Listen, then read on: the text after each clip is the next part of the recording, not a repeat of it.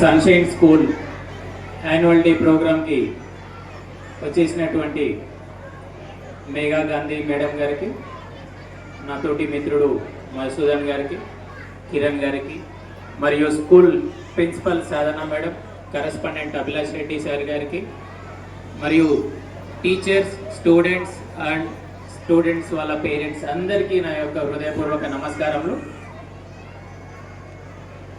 ఏదైనా చెప్పడానికి ముందు ఒకటి మాత్రం అర్థమవుతుంది, అభిలాష్ రెడ్డి సార్ నారాయణపేటలో స్కూల్స్ స్టాండర్డ్స్ మాత్రం తప్పకుండా పెంచారనే చెప్పాలి. ఎందుకంటే ఎప్పుడైనా అన్నం ఉడికిందా లేదా అనేది ఒక్క మెతుకు చూస్తాం. ఇక్కడ వీళ్ళ స్టాండర్డ్స్ ఎలా ఉన్నాయని తెలియాలనంటే వీళ్ళ యాన్యువల్ డేలో వచ్చే తెలుస్తుంది. ప్రతి స్టూడెంట్స్ గురించి, ప్రతి ఒక్కరి గురించి శ్రద్ధగా తీసుకొని చిన్న చిన్న పిల్లలతోటి స్కిట్స్ చేయించడం దగ్గర నుండి డ్యాన్సులు చేయించడం, ఇక్కడనే ఎంత కష్టపడుతున్నారంటే క్లాస్ రూమ్లో ఇంకెంత కష్టపడుతున్నారో మనకు అర్థమవుతుంది. ఇదే స్టాండర్డ్స్ మీరు తప్పకుండా ఇలాగే కంటిన్యూ చేయండి సార్. అండ్ ఇందాక కూడా ఒక చిన్న స్కిట్ చేశారు, మదర్ రోల్. లాస్ట్ టైం కూడా ఆమె అదే సిమిలర్ స్కిట్ చేసింది మదర్, చాలా చక్కగా చేసింది. ఎందుకంటే అది రియాలిటీలో రోజు నిత్యం చూస్తున్నాం. ప్రతిరోజు న్యూస్ పేపర్ ఓపెన్ చేస్తే ఏ న్యూస్ అయినా మిస్ అవుతుందేమో, కానీ కొడుకులు కానీ కూతుర్లు కానీ తన తల్లిదండ్రుల్ని కొట్టడం, తన్నడం, ఇంట్లో నుంచి బయట పంపించడం మాత్రం తప్పకుండా ప్రతిరోజు ఒక్క దగ్గరైనా జరుగుతూనే ఉంటుంది.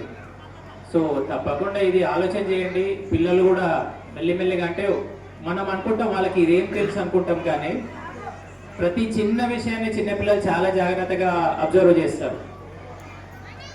మా పాప కూడా ఈరోజు కావాలని ఇక్కడికి తీసుకొచ్చిన, ఇక్కడ యాక్టివిటీస్ అవన్నీ చాలా బాగా జరుగుతాయి, నువ్వు తప్పకుండా రావాలని అంటే వస్తా అన్నది. లాస్ట్ టైం కూడా వచ్చింది. ఆమె ఈ స్కూల్కి వెళ్దామన్న వెంటనే నాకు ఒకటే అడిగింది, అక్కడ పల్పి అరేంజ్ ఇస్తారా, లాస్ట్ టైం ఇచ్చారు అని. ఇక్కడ పల్పి అరేంజ్ ఇచ్చిరని సంవత్సరం అయింది, నాకు తెలియదు, సార్కి కూడా గుర్తుకుండదు, కానీ ఆమెకి ఇంకా గుర్తుకుంది. అంటే చిన్న పిల్లలు ఎంత అబ్జర్వ్ చేస్తారనేది దీన్ని బట్టి మనం అర్థం చేసుకోవాలి. సో వాళ్ళ ముందు మాట్లాడేటప్పుడు కూడా చాలా సెన్సిటివ్గా మాట్లాడండి. ఇంట్లో పిల్లలు ఉన్నప్పుడు ఏదేది మాట్లాడాలో అలాగే మాట్లాడండి. వాళ్ళకి తెలియని, వాళ్ళకి అవసరం లేని, వాళ్ళ దూరం వెళ్ళాక పక్కనే వెళ్ళాకనే మాట్లాడండి. వీళ్ళకి అర్థం కాదని అనుకోకండి.